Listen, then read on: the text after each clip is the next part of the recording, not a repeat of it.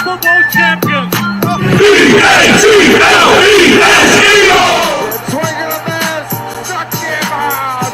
The Philadelphia Phillies are 2008 World Champions of Baseball. Ladies and gentlemen, the Flyers are going to win the Stanley Cup. The Flyers win the Stanley Cup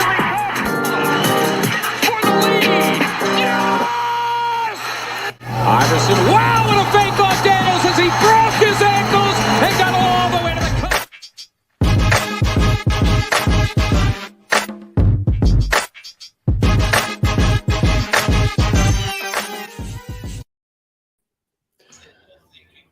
I got a feeling the Eagles are going to the Super Bowl. I can't believe that we're going to the Super Bowl, boys. Look at that. Look at that beauty. Fly, Eagles, fly, baby. There we go. Had to go out and get the commemorative Super Bowl 57 mug. Had to get the cup. It just feels so different. It feels great. It does. I think it feels a lot different because we're normally not in this position where we are literally the best team. Yeah. We're not used to being in that position. Unreal. Yeah. We're just in the driver's seat. That's what I think I love the most. You know, I was really disappointed in Sunday's game, mainly because of, you know, how things transpired. I still think we have the better team on the field than the 49ers. I didn't think Brock Purdy was terrifying at all. And then, you know, he goes down like his first fucking passing play. And, you know, Josh Johnson takes over. He gets knocked out. I saw that. Like, I don't know what they were waiting for, but I'm sitting there watching the game, and I just see Josh Johnson's head snap back and hit the ground, and they zoom in on him, and, like, his eyes are like mine, like, getting up all wobbly. I'm like, are they going to, like, get him out? I'm like, he's done. My friends are like, what are you talking about? I'm like, and then all of a sudden the whistle comes, and then they go check him. I'm like, dude, the way his head snapped back and, like, clean hit, nothing you can do. Like, can't brace for that. And then hearing all the bullshit from the 49ers fans and everybody else. Oh, well, they had the easiest route to get there and the easiest schedule in, like, 5 years. It's like, all right, let's shut the fuck up for 2 seconds and let's actually look at their schedule. Detroit would have been a playoff team if Seattle lost. Green Bay could have potentially been a playoff team if they beat Detroit and Seattle lost. We beat Tennessee, who was on the brink of being a playoff team. We beat the Giants 3 times. They were in the playoffs. We beat the Cowboys, who were in the playoffs. We beat the 49ers, who were in the fucking playoffs. You want to, like, say the Eagles had an easy fucking run? That's on you. But you're also not giving credit where credit is due to how good this Eagles team was this year and how dominant they were. I mean, Rich, you left out, right? The statement win in week 2 against Minnesota. Yeah. Oh, yeah. They blow the doors off of Pittsburgh. Yeah. Right. Not to mention they take care of that stretch where they play at Indy and then they play Tennessee and then they play the Packers. Right. And we were worried about Jonathan Taylor and Aaron Jones and, like, Derrick Henry and it was just shutdown after shutdown after shutdown. And it's not like they won. Thing that I always go back to is, like, they won in a different way in almost every game. Yeah, death by 1,000 cuts. We talked about it all the time. The Eagles would have been a one-loss team if Jalen Hurts stayed healthy. Like, I'm 1,000% believer in we would have lost one game. It would have been that Washington game, and that'd be the only game we lose all season. And I'm standing packed on that. And for people to not credit this Eagles team and what they've done, for people to go out of their way to say, well, Nick Bosa was hurt. Nick Bosa was hurt. Yeah. So that's why he wasn't as good in the game. Well, he was playing hurt? Lane Johnson's playing with a fucking torn abductor tendon. But let's not talk about that. Let's not talk about how dominant Lane Johnson has been, or how dominant Jordan Mailata was against Bosa that game. Let's not talk about that. Let's just say, Bosa was hurt. Bosa got cleaned by his own fucking guy on the sideline.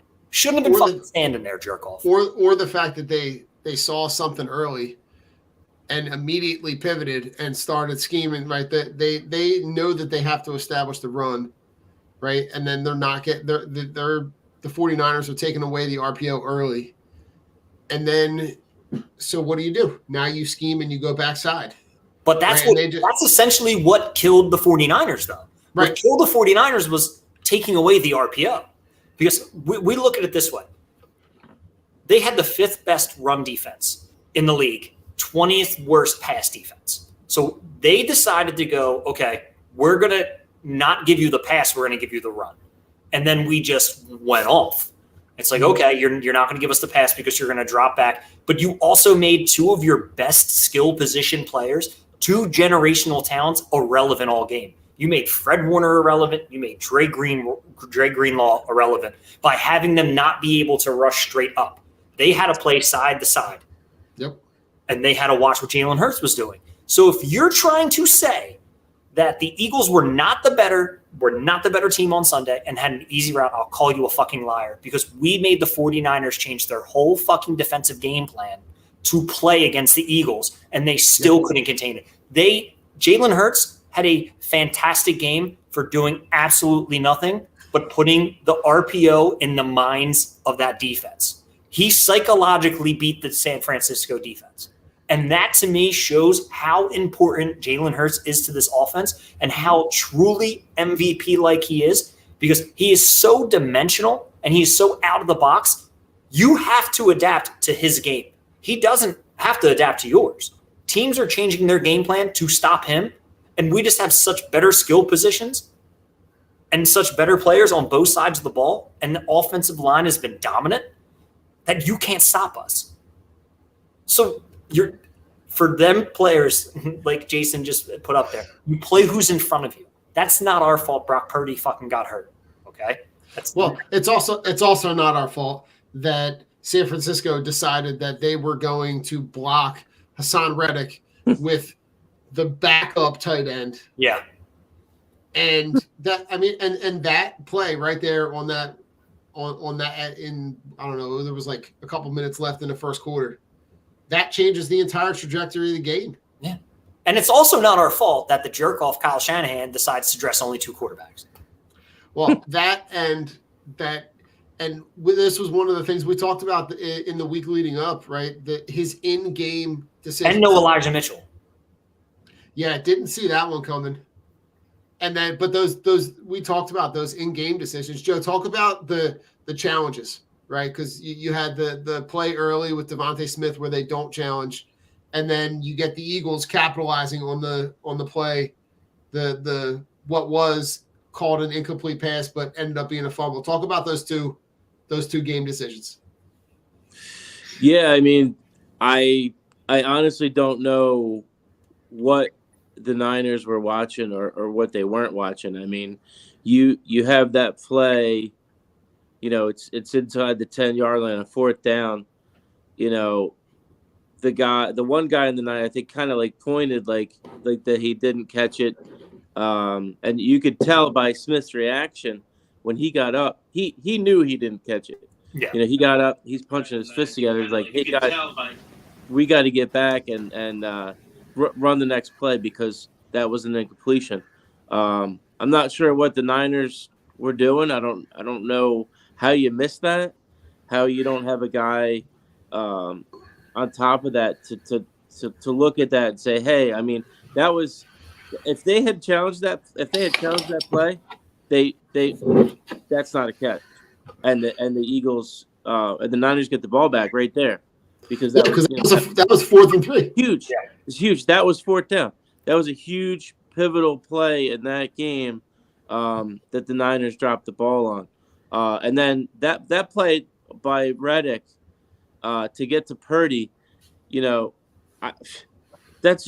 it's mind-boggling that you don't have a lineman there blocking arguably the defensive player of the year. I have no words for that. Just plain and utter stupidity.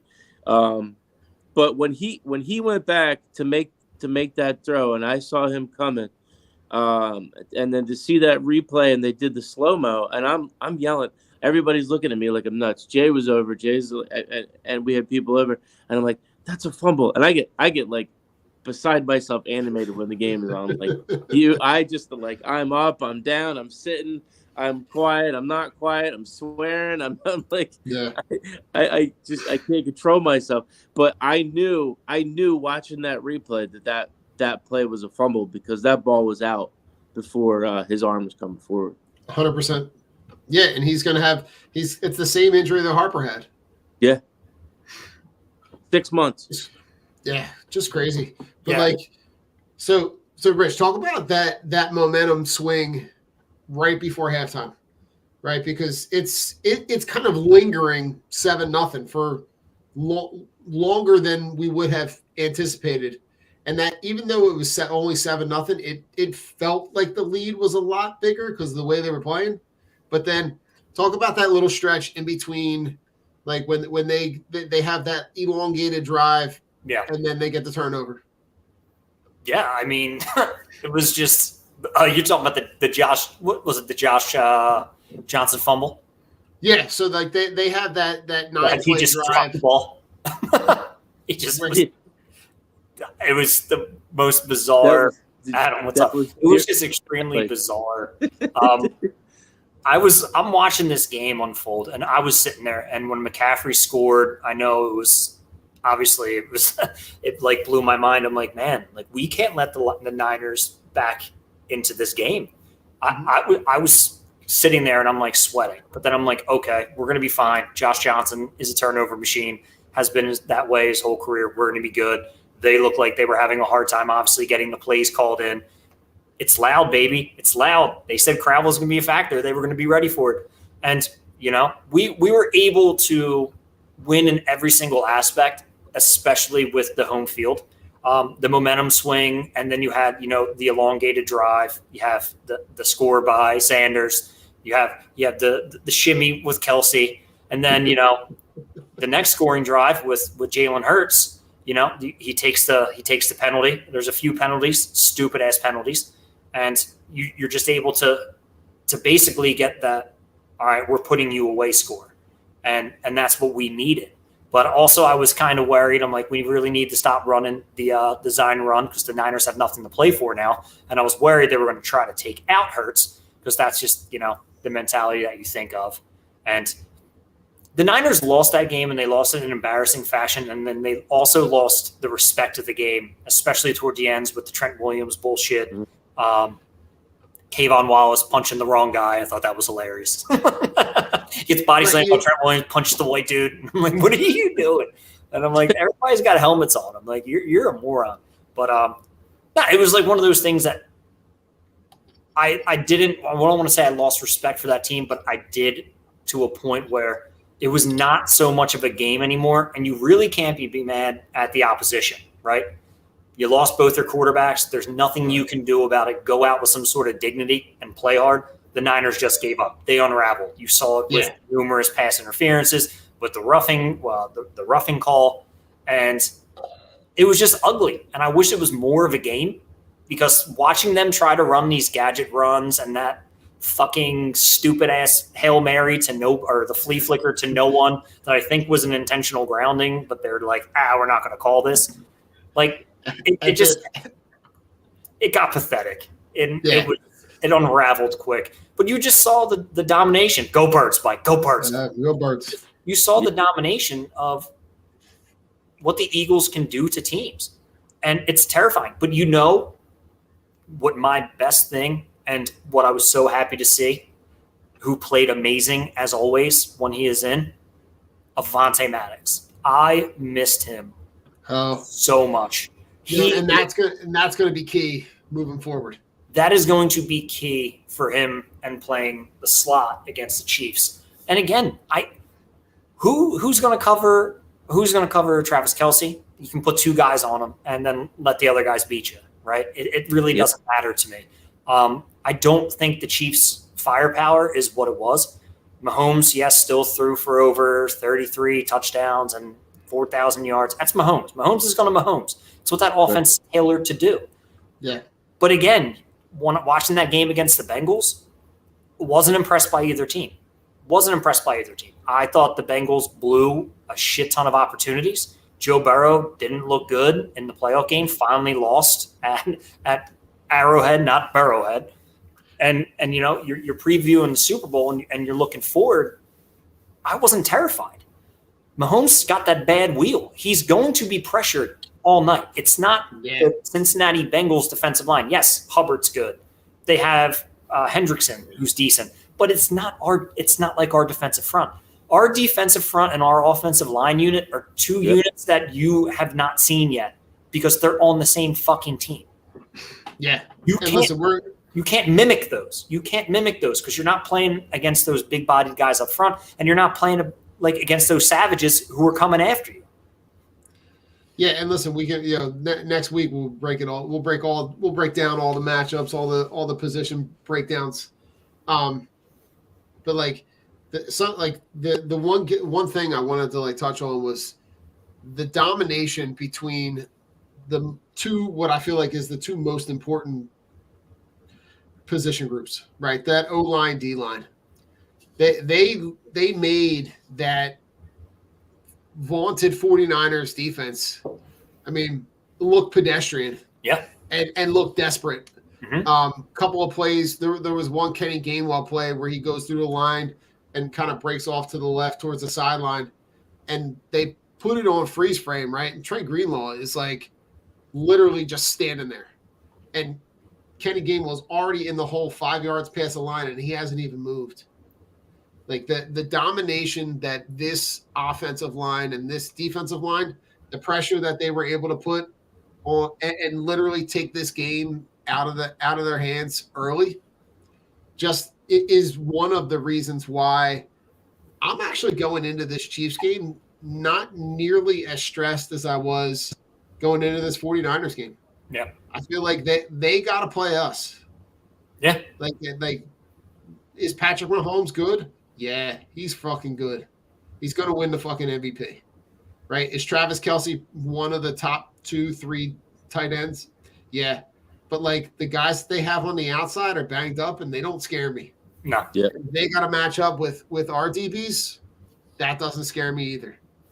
Like, this offensive line, I feel like, can impose their will, right? They took guys, like, in these last two playoff games, right? And what's the outscore? Is it 69 to 14?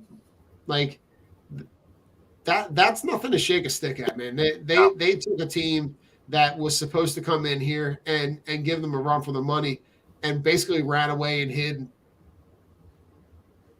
I'm looking at it this way. But before that, did you guys see the one running play? I forget who it was. Dallas Goedert goes out to block. And I think it was one of the D-backs was going to be like, I'm going to act like I'm trying to block this dude, but didn't. It was basically he made a business decision of I am not going to block anybody. I'm just going to act like I'm putting my hands on him and fall down from the 49ers. That was one of the funniest things I've seen. I'm like, that man made a business decision. He's like, I am not getting in front of this dude. I'm just going to act like it and then fall down. I'm like, But that's how the 49ers were playing all game. Like their effort after when they lost Brock Purdy, they knew it was done. And it's so weird to see a guy who's done absolutely nothing command that much respect in the locker room. It just shows you like how much confidence they had in him. And that's fantastic. Like, good team camaraderie on that. But the fact that none of their big time playmakers stepped up to help, and the only one who was doing shit was Christian McCaffrey, is extremely worrisome for the future of the San Francisco 49ers because it shows they're not dogs. They're fucking quitters. And if I'm a Niners fan and I watch that and I watch my team quit and they couldn't rally and they couldn't do shit, they couldn't get a fucking stop. Yeah, they were holding us to whatever, We had some 3-and-outs. Okay. But other than that, that was it. They didn't do anything spectacular. They didn't fucking – maybe one pass that they tipped almost was intercepted. Yeah. That was it. They didn't do nothing. And, yeah, Adam said, Bosa, the best, 18 and a half sacks. Oh, he got hurt. That's why. Aren't you supposed to leave it all out in the field? I'm just saying, I think they hung it up kind of early when Brock Purdy was out, and Yeah, it should have been more of a game. It should have been more of a game, and I think I honestly, if I'm San Fran, I'm not blaming the Eagles for this is bullshit and the easy run. No, I would say your team didn't play hard enough, and that's on them. They gave up, so good on them. They didn't deserve to be there anyway because they played absolutely no one during Brock Petty's fucking undefeated streak. Played absolutely no one. You impressed no one. Without Christian McCaffrey, that team would be a fucking joke. Yeah. Yeah. Yeah. Joe, talk about it for a minute. Yeah, it's, that game really turned our way. Obviously, after Purdy got hurt, the Niners really had no answers. It just took us a little bit for us to get our footing and put our stamp on the game. But they absolutely looked like a defeated team. Probably late first quarter, second quarter, we go up 21-7 at halftime, and you pretty much had the feeling that the game was already in hand. Purdy, we didn't know the severity of Purdy's injury. He's in the game. He's out of the game. You could see him mouth on the sideline. He's like, basically like, I can't grip the ball or I can't really throw the ball. So they were done. And I think the team knew it. And the defense certainly started acting like it for them too. They weren't in it. They were definitely checked out. Yeah, I mean, listen, Mike, I heard you guys talking a little bit about this last night. Like, you're right. Like they knew that I was really surprised, right? That they essentially just threw they came out from halftime with literally no game plan at all. No, there was none. And that to me was like all I needed to see from Kyle Shanahan to say, like, you're supposed to be like boy genius, offensive wizard. Like, to me, I'm looking at like, okay, how do I get the ball in the hands of the guys that can make the plays, right? If that means that, I'm not asking Christian McCaffrey to drop back and throw passes, but like you can put him in space to maybe try to make a play to throw something to Debo down the field or something in space, or like be creative, run something. But the fact that they essentially shortened the game for the Eagles by just running the ball every play to not have someone in there that at least had the threat of throwing the ball just doesn't make a whole lot. It didn't make a whole lot of sense for me. And then go ahead, Jeff. You go into this game, Purdy, they're on this winning streak, and Purdy this and Purdy that. But as we saw in the game, something happens to him, and then you've got a guy like Josh Johnson who I don't even know when's the last time the guy even suited up or played. It was like 2000, played meaningful snaps. Like, that is a gross miscalculation and planning and situational football with Kyle Shanahan. That's like inexcusable. He's got to come in and take meaningful snaps or try to lead you back or keep you in the game. There's no way that's going to happen with a guy like Josh Johnson. That was just a terrible plan and a terrible setup on their end. And the Eagles did what they set out to do. They controlled the clock. They ran the ball, controlled the clock, got that defense tired, got that defense on their heels. They limited the amount of time that Christian McCaffrey was on the field because essentially that's your whole game plan, right? You stop San Fran from being able just to run the ball, run the clock, control possession. You do that, you beat San Fran. We did exactly that. We whooped on for San Fran, regardless of the situation and what happened. But like you said, Kyle Shanahan dropped the ball. You dress two quarterbacks in a fucking playoff game. If one gets hurt and the other one gets hurt, who's going to be your quarterback? They're honestly lucky that Purdy was even able to get out on the field. Because if not, they would have been fucked. They would have been running the Wildcat. Christian McCaffrey would have been trying to do too much. They could have got him fucking killed. So you don't know. Like it was just very strange out of, like you said, the boy genius, Kyle Shanahan. They have a lot to look at going forward with their quarterback room with a bunch of guys who can't stay healthy. And, it puts them in a weird situation. And then I look at the Eagles side of the ball and, Howie did it right. We had holes, we had needs, they were addressed. And then all of a sudden our team flipped and our team got better. You brought in Joseph, you brought in Sue, you got CJGJ. He's fucking phenomenal. He'll get his extension.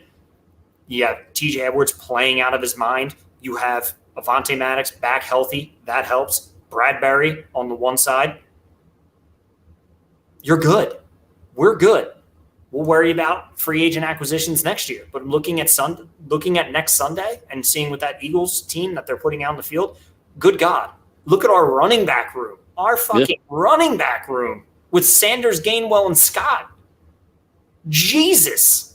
They're looking like Barry Sanders, LT, and fucking Brandon Jacobs running guys over.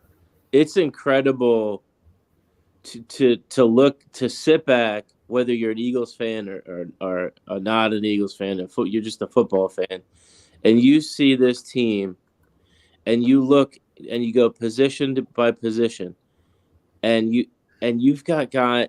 This team has studs and stars everywhere you look, at the quarterback position, offensive line, which is elite, defensive line, which is elite, secondary, which is basically, elite. They don't really get tested because they don't have, the defensive line does their job on a game by game basis.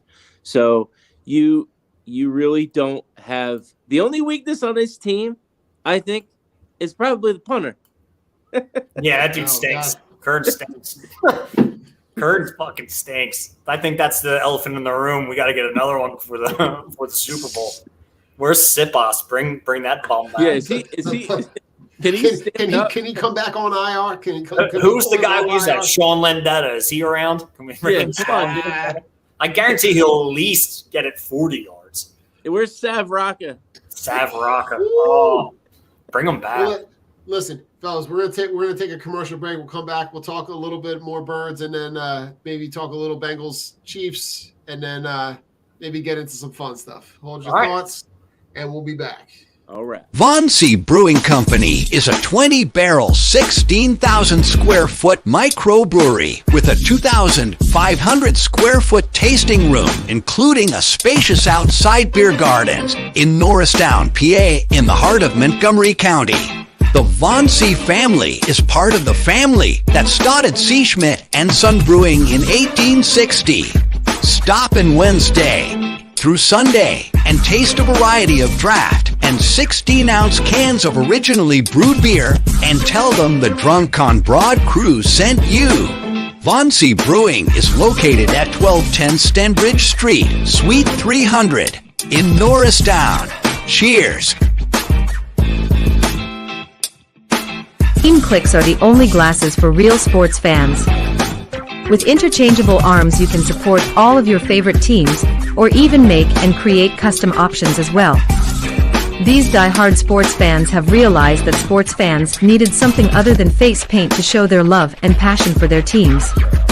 Go to teamclicks.com/DOB and show your love for your hometown team.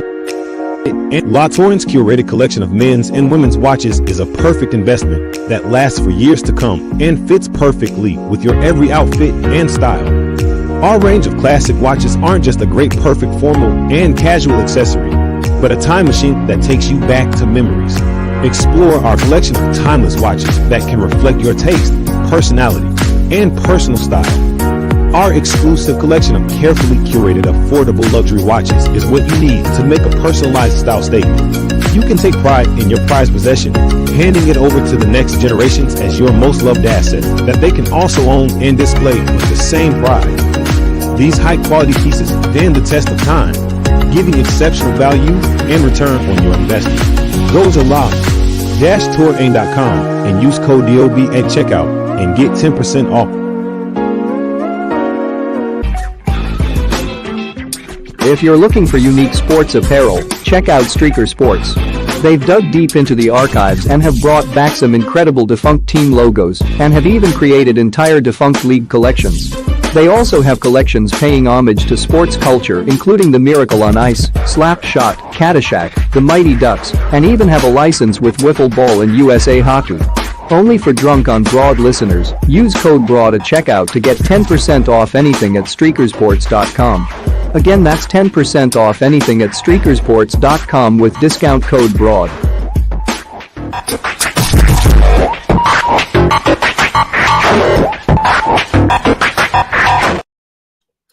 Welcome back. We are back.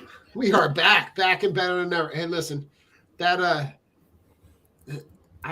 I saw there's a lot of cool Eagles merch floating around. I gotta pick up something. I know I got the playoff one from the Acme earlier, or right when they made the playoffs. But like, I gotta get Ollie a shirt. Yeah. He doesn't have any Eagle stuff. He grew out of it. We got a ton of cool stuff though. But Rich, let me take you back. Do you realize the event that took place 2 years to the day of the NFC Championship game this past Sunday? No, tell me about it. That was the opening press conference to introduce one Nick Sirianni as the head coach. Do you remember how you felt that day? Do you remember listening to him talk? Oh, yeah. He was a Howie boob. It was super, super awkward. Yeah. It was on Zoom. Jeffrey Lurie talked for like 20 minutes. Yeah. And everybody walked away from that going, what Who the fuck is this guy? Right. Who is this clown? What did we do? Like, and to think, if you had told me 2 years to the day, he would have had that team in a Super Bowl. Yeah. Never would I wouldn't. I would have told you to get that. It never would I have ever thought that guy would have done the job that he did, built the sense of community that he has on that team. And it was one of those things where it was so awkward it was really uncomfortable. Yeah. And we've all been in those situations. 100%. But looking back on it, like how he grew, how he like in the soil and he blossomed into this beautiful flower.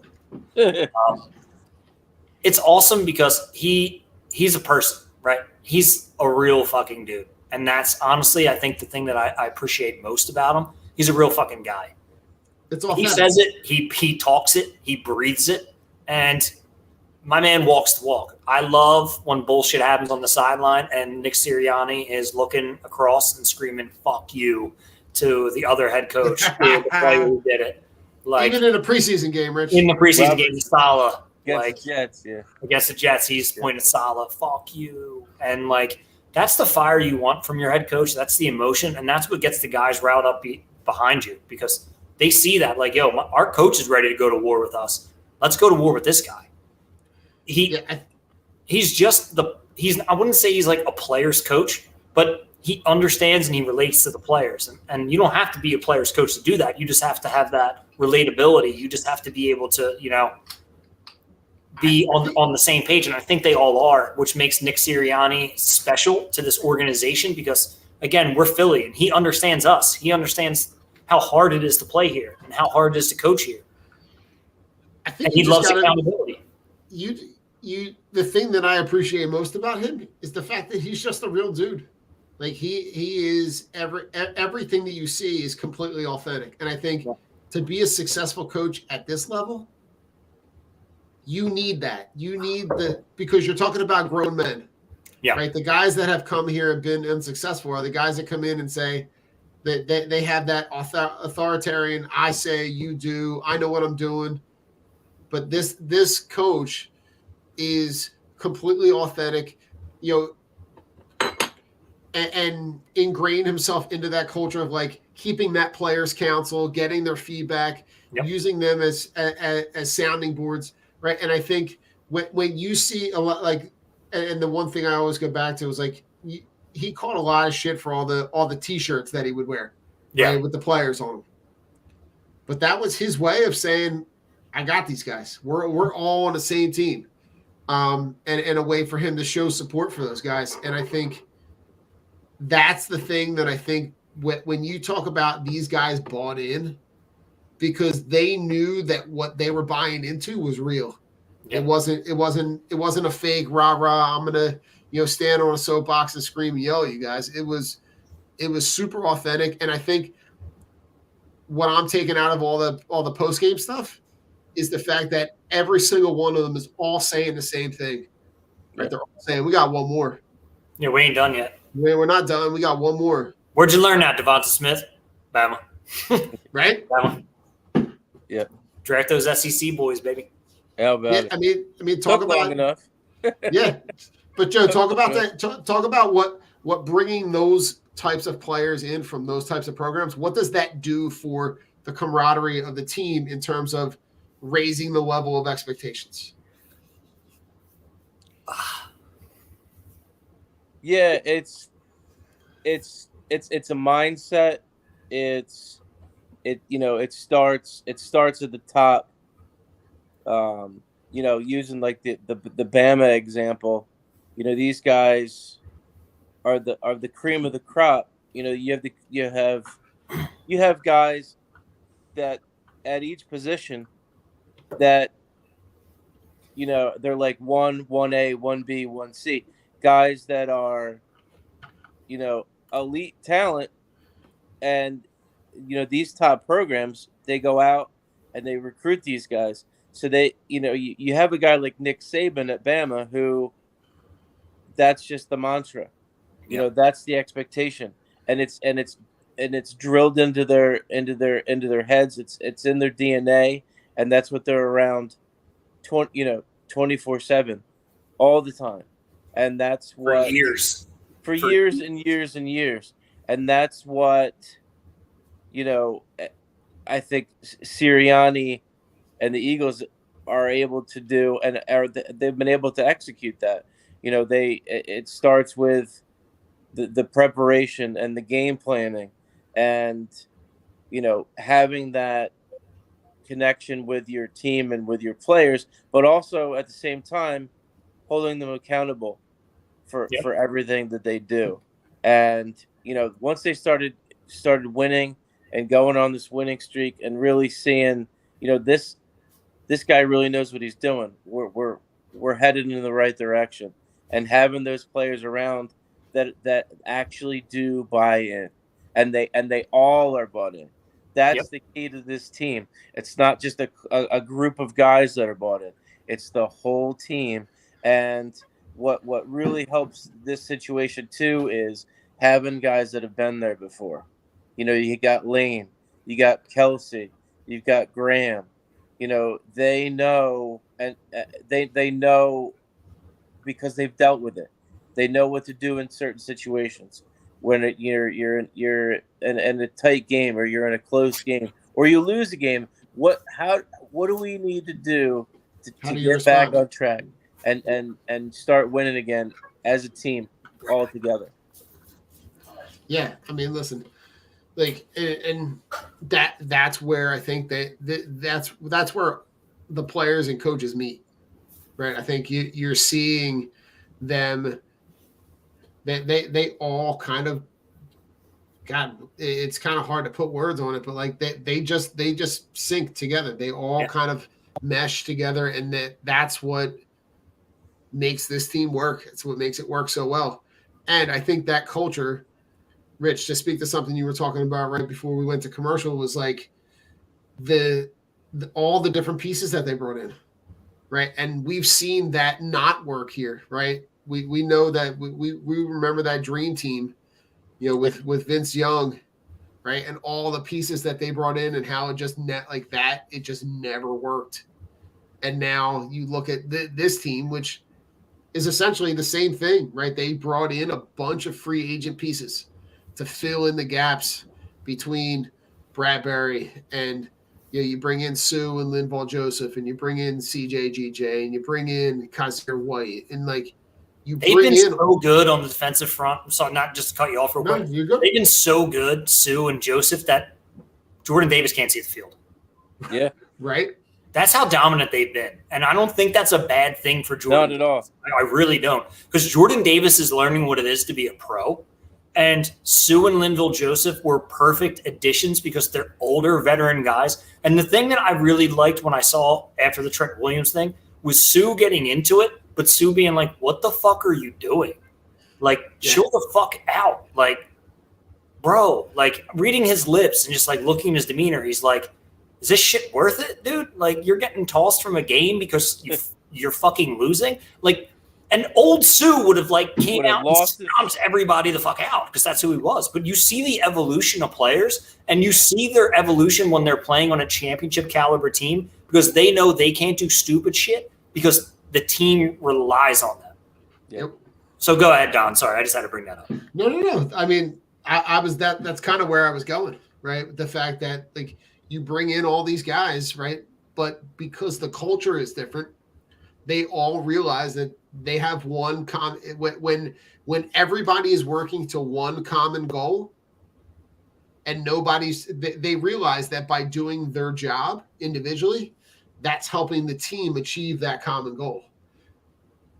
And Sue and Linval Joseph kind of just came in right midstream and just kind of picked up stride right where the team was and filled in kind of the only blank that they had in the middle that they identified right after that Washington game, right? Yep. And now, you're looking at a game where, and we'll break it down next week, but Mahomes is going to be under a lot of pressure because you got a lot of bullets to fire, and all you got to do is kind of signal to the sideline, and they're just going to reload and send in a brand new set of guns, and they're just going to load up and just come firing again. And that's where I think this game and the Super Bowl separates those two teams. Yeah. Because you're going to see and the blueprint is there when you go back and look at that Bucs Chiefs Super Bowl, and they couldn't protect Mahomes to save their life. And I know their offensive line is not nearly as worse as it was in that game, but when you look at the amount of talent that's on the Eagles side, that defensive line is being compared to the '85 Bears. That's one of the best defenses to ever fucking play. If not arguably the best defense to play. And that's what all justification is. And it's rightly so.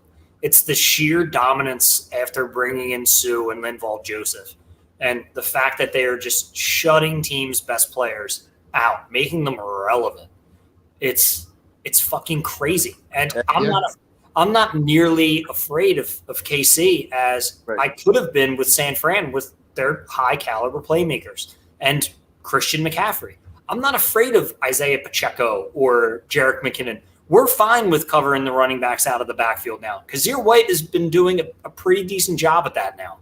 Yep. Kazir White, I think, is finding his way. And I think the huge thing was the addition of bringing back when CJG came back in and was able to fill in the slot role. Kazir White only had to worry about, the checkdowns and the flats, staying in position. And now Avonte Maddox coming back. Kazir White he's fine. Like, he can keep his eyes on Jerick McKinnon when he's coming out of the backfield, and he'll fucking smoke him. Yeah. There's a lot of things that I'm not worried about in this game because, like you said, Tampa Bay set the blueprint. Mahomes under distress, taking away their run, they're going to be in trouble because Mahomes is going to force things. Mahomes is going to throw it up. It's who he is. You just have to be in position to make the play. That's it. You chip Kelsey coming off the line, throw off the timing because he's going to love to look for him. You figure it out from there. The Eagles have done a good job at shutting down what you do best. And keeping Mahomes contained will be a task. But, again, he's not going to be 100% healthy. He doesn't have Tyreek Hill. A lot of things don't scare me about this game. And their defense isn't what they are. Snead, their best cornerback, knocked out the second play of the game. He's going to be coming off a concussion. He'll probably get cleared. Right. If he gets cleared. That was bad. He was out cold. He was on the ground. And the way that they're mishandling all the Tua shit is, Right. Don't be on that list going into a championship game. And how about the fact that they've put up 69 points in 2 games, and they haven't really had bust out games from either one of their big time receivers. They haven't needed it. Yeah. They haven't needed it, but they're still putting up like 30 plus points in both games. It's crazy when your running game and your offensive line is that efficient. Yeah. And going back to the dream team thing, like you said, it's the culture that Nick Sirianni brings opposed to what Chip Kelly brought. And you see the responding of these players, but he's also bringing in guys who aren't super huge names. He was bringing in the dogs. He was bringing in the guys who had shit to prove. He brought in James Bradbury, had one of his worst years last year in his whole career with that abysmal Giants team. You're bringing in a guy, it's like, you want to make money, and he probably won't be with us, but here's your showcase to go out there and get paid again. Kaiser White, yeah, you're all right. You're a hybrid. You're a converted safety. You want to make money next year? Come take this deal. Hey, Sue and Joseph, teams counted you out. You can't do it anymore. Come play with us. We got roles for you. And they're doing it. Everybody responds when you have that, all right, I'm a prove it guy. Back then, they handed all that fucking cash to whoever they fucking wanted to, whether it was Dominic Rodgers-Cromartie, whether it was Nnamdi Asomugha, whether it was Vince Young, and we're the dream team. It's like, why? Because you guys got paid a lot to do nothing? I'm like, that's pretty much all I remember of that team. You love to see the culture and the change in the building, and I think everybody's responding. And the huge change was Howie. Howie was he steered away from that bullshit, analytical, stupid shit and realized that's not working anymore. We need to go get gamers. We need the guys that we just saw play on Monday night in the national championship game who were running through one guy was clearing the hole, the other guy was running through it. Right. Or this guy's catching all the fucking touchdown passes in the championship game. Devontae Smith. This is what you want to see. You're setting your team up and you're bringing in winners. You're bringing in people who know how to win, who played in NFL systems. You're not going out and getting a guy from the Mountain West, WAC Sun Belt, northeastern Iowa region where they threw the ball 3 times, but he had 3 receiving touchdowns that year. But he's 6'9". He could do anything. Like you're steering away from that, and it's good to see the culture change because it was toxic at a point, and it's it's on the up and up. And this is listen. They have a ton. There's a ton of free agents. Yeah. That are going to be their contracts are going to be up. So you're going to see a lot of turnover, but you're also going to see they have a ton of young talent. Yeah. That's kind of waiting in the wings. So I'm excited for where they are, but excited to also know that this is not a one and done, that they are built to kind of withstand even this enormous contract extension that Hurts is going to get eventually. Yeah. Do you think some of these guys are going to come back on like small deals, or do you think they're all going to be gone? I think you're going to see some guys like Bradbury is a guy that I don't think they're going to be able to afford to pay. I think he's kind of earned himself a big contract somewhere. But I think if they win the Super Bowl, I think you're going to see guys that are going to say, I'm going to take less money to be in a better position to go back and win another chip. I think you do. I think there are going to be guys that are just going to take the money and run. Yeah. But I think there are like a guy like CJGJ, I think is a guy that like. Well, they need to re-sign him. They're gonna, but like, you might see him signed for less than market value because of the culture. Yeah. I think he saw how toxic the Saints culture was, came here and was like, this is like utopia.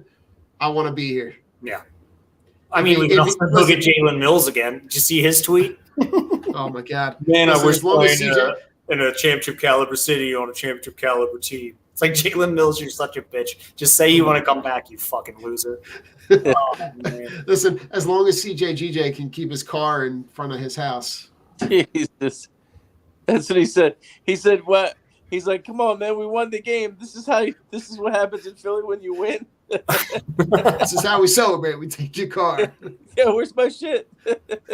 Oh God. Well, listen, gentlemen, anything you saw in the Chiefs-Bengals game that gave you any kind of insight into how to operate through the next week to prepare for Kansas City? Don't do dumb shit. I think Keep it simple, right? right, and No dumb penalties with 8 seconds left in the game. we all know Andy Reid. We all know Andy Reid's tendencies. Andy Reid likes to throw the ball a little bit too much. So you've got a quarterback who's not going to be 100%. You've got to get Mahomes off his spot. You've got to get consistent pressure on him, and really make him one-dimensional, make that team one-dimensional. That their offensive line they're not world beaters. Our offensive line is world beaters. Our defensive line are world beaters. So this is our game. This is our time to shine. And I think with the fact that Mahomes not being 100% will definitely give us a slight upper hand. I agree. Chiefs got a lot of guys who haven't been there. A lot of guys who haven't been there on the offensive side. Yeah. Checo, you got a rookie coming in, starting for you. Doesn't typically end well when you have a rookie running back starting. Doesn't not typically bodes well for the offensive team. Marquez Valdez-Scantling, how's he going to be in a game? Hardman, can he stay healthy? Juju playing in the slot doesn't scare anybody. And then Kadarius Toney on the outside. Another guy hasn't been there before, not proven. I'm not worried about that offensive side of the ball. The defensive side of the ball, that secondary is Swiss cheese. They have a decent linebacking core. Chandler Jones scares you, but that's pretty much it. Like, I don't really get too worried about that defense. I think you saw last week that they can be exposed. It's just, the Bengals costly penalty at the end of the game. Joe Burrow playing like dog shit. I mean, that hurts you. And let's be real, the Bengals offensive line was one of the worst in football. It was one of the worst in football after last year being one of the worst in football. They couldn't run the ball. They couldn't run the ball against the Chiefs where you should have been able to run all over them.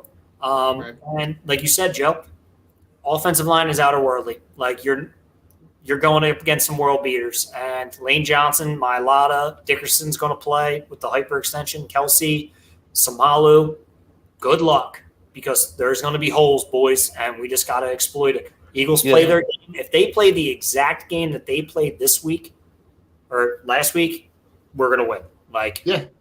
Their best, they still haven't played their best game yet. And I think that's a scary thing. And I think that is going to be in the Super Bowl. I think there's going to be a lot of points scored by the Eagles.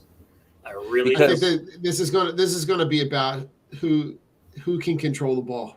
Yeah. Right. I think the more your best defense is your offense and controlling the ball, and the more that you can keep Mahomes off the field, I think is your best bet.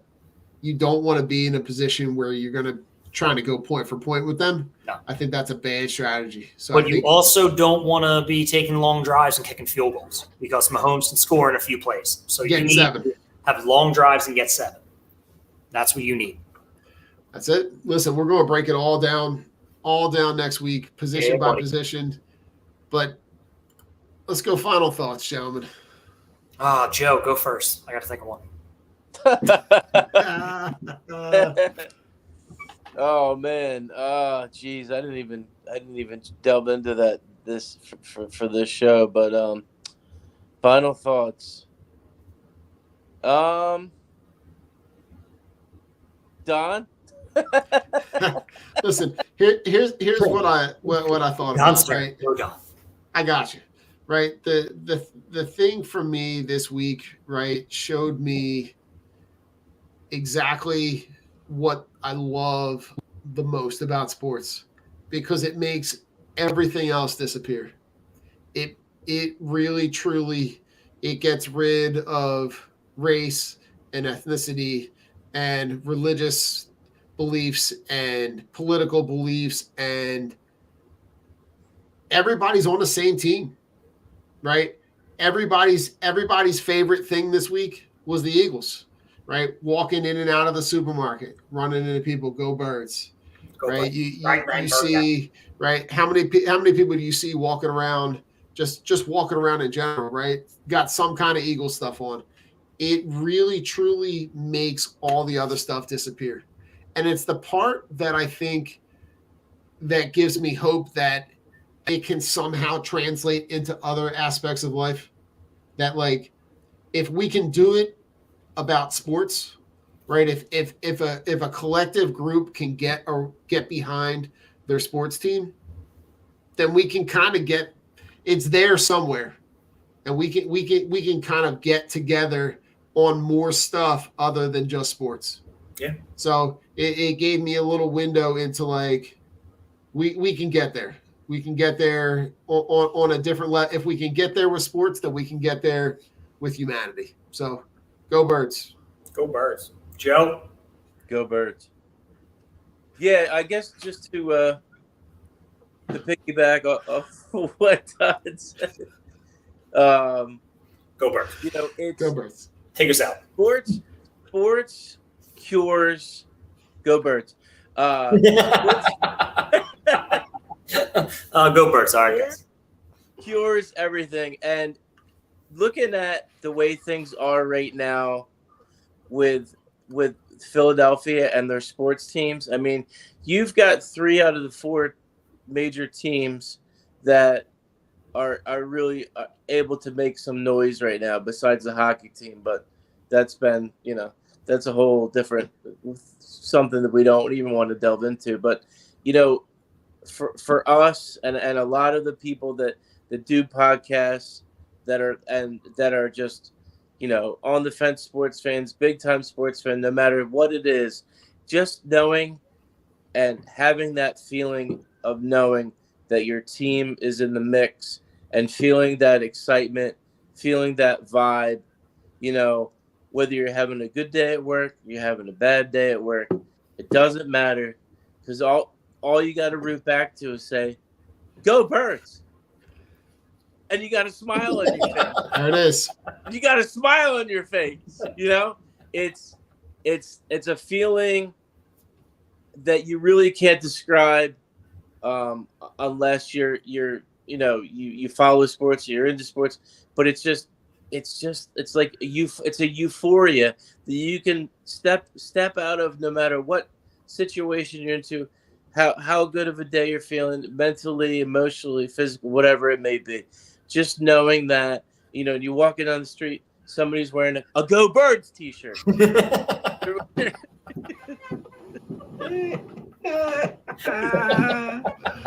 Oh God, I love it. We're all yucking it up, having a good time talking about it. But it really is something to know that that is there to make life easier to tolerate and easier to handle. Definitely. Rich, what do you got? I made my first Facebook status in forever on after the game on Saturday. Just let's go to the Super Bowl. Like, I was just soaked. I'm not That's big awesome. on that, but it was fun. It was like, you know what? It was like something I wanted to share because I was excited. But Joe Don, you said it right. Sports does that to you.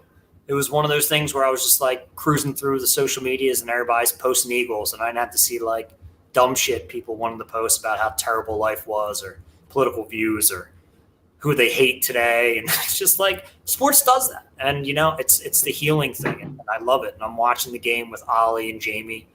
First time we sat down as a family and we're watching it. Ollie did his best, but he really wanted to watch Pokemon or something else. I don't want to watch this anymore. How long are we watching football? I'm like, all day, buddy. He's like, nah. Like, sit on my lap, I'll explain the game. I don't want to learn. And I'm like, all right, dude, damn. Like, maybe later on in life when you're too many commercials. I'm like, I agree, bud. I agree. It's a fucking hour game. It takes 3 hours to play, bud. I get it. Oh, God, I love But it. no, it's like, it was fun sitting there and just like slapping high fives with the wife and like running and grabbing Ollie and like spinning with him, giving him like kissing the head and be like, we did it. He's like, what? I'm like, yeah. And then, but it's funny because he was saying go Flyers before the game and I wanted to smack him. I'm like, we're not watching hockey. He's like, but Dad, go Flyers. And I'm like, I'm sending to Don's house where he cares about hockey. Wow. Hang out with Uncle Don. Never teaching that shit. Oh God. Bobby Clark's in the organization. I'm not teaching it to you. But sports does that to you, and it's just fun because we can sit here like Joe said, we yuck it up and we laugh because it's sports, right? It's watching people play a childhood game, and we wish we could be those guys living out our fantasy, and this is what it's made for. It's supposed to be fun. It's not supposed to be political. It's not supposed to be dividing. And if people want to watch the video that E-Rock posted on Twitter about the San Fran fan who came to Philly and what to expect from Phillies fans or Eagles fans, Philadelphia fans, sports fans, it was cool because it was spot on. We're a group who say get the fuck out, but we're not yelling at you to get the fuck out. We're just telling you it's our house. We're an enthusiastic group. Have thick skin when you're around us. If you wear your colors at our stadium, we'll let you hear it. Don't take it personally. Joey Bosa. Yeah. Oh my God. When they crushed Joey What Bosa, a clown. Like, come ready on. to fight. I make more money than you. Why are you bro? Why are you around and accessible like that? Go into your own entrance where everybody else is, and none of that shit happens. Yeah, but the funnier part about that was that when they found him in the box, everybody was turning around with their phones and had pictures of Trevor Lawrence. That's awesome. That's just awesome. but just classic, right? But like Rich, I saw that same video, right? And it was spot on, right? Just that guy saw and appreciated the aspect of being in someone else's house and respecting the fact that it was someone else's house. Yeah. Yeah. And one thing I can't stop watching, and every time I come across it, I crack the fuck up, is Sirianni at the post-game press conference sitting with his kids. Oh, and his daughter. How awesome is that? She was great. How awesome is that? Just a dad being a dad, man. Yeah. Right back to the question. A little tidbit, and I don't know if you guys probably already knew this. Do you know where Nick Sirianni was coaching in 2013? Kansas City. In Kansas City. Assistant quarterbacks coach. And you know who fired him? Andy Reid. Andy. I wonder if he still thinks about that. I would, Joe. If I were him, I would be. I would. Coming, Andy. We're coming. We're coming for you. Rich, take us out. All right. Well, thank you for sticking around, because you stuck around, you fucked around, you found out. First off, go fuck Josh Sills, that piece of shit. I hope he's cut from the team yesterday. That was a very terrible story that I did not want to see leading up to Super Bowl week. And there's fuck him. Deshaun Watson, go fuck yourself. Spike Eskin, got to fuck for you too. Davion Taylor, if you get a fucking Super Bowl ring for being on the practice squad, I'm coming to your house, kicking you in the nuts, and stealing that fucking ring. All right? I'm just saying, it's not fair. It's not fair to everybody. I'm Rich. That's Joe and Don. We're Drunk on Broad. See you next week. Break down the Super Bowl, give our predictions, and we just go over, both sides of the ball, baby. It's going to be fun. Go Birds. Go Birds, baby. Go Birds. Go Birds, baby.